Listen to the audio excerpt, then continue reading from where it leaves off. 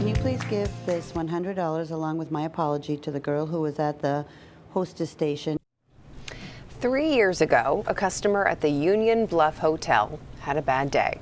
He was rude to the staff there, but atoned a few weeks later with an anonymous, heartfelt thank you note and a generous cash tip.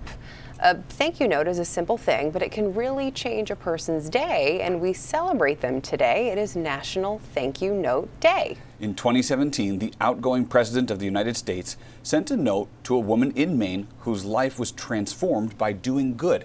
Here's Chris Rose.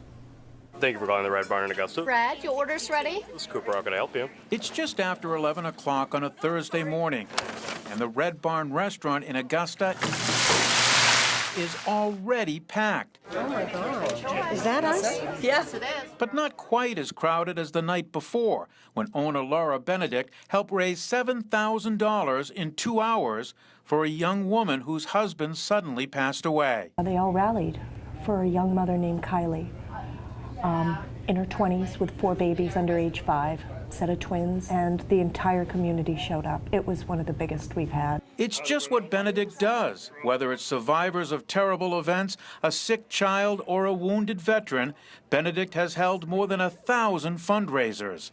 In the past 3 months, she's raised more than $300,000.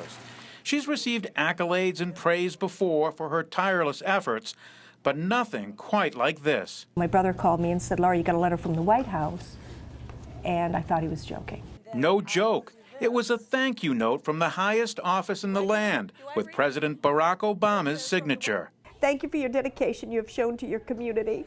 Our nation relies on the faith and determination of the American people, and I admire your commitment. I wish you all the best in your future endeavors. Sincerely, Barack Obama. Benedict's loyal customers can't think of anyone more deserving. That is a great honor for her. And she's got to stand up and be proud and say, wow, I did it. Receiving recognition from the President of the United States is a far cry from where Benedict found herself just a few short years ago. What I considered the lowest point in my life.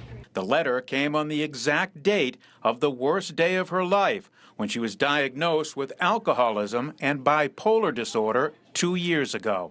I didn't want to live anymore. I didn't want to deal with all the struggles that I'd put myself through, and I didn't see an end in sight. So she surrounded herself with good people and adopted an unorthodox business style.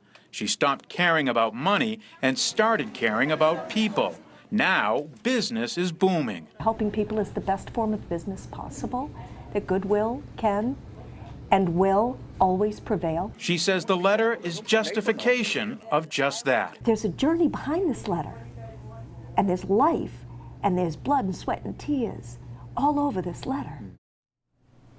It's Chris Rose reporting in 2017.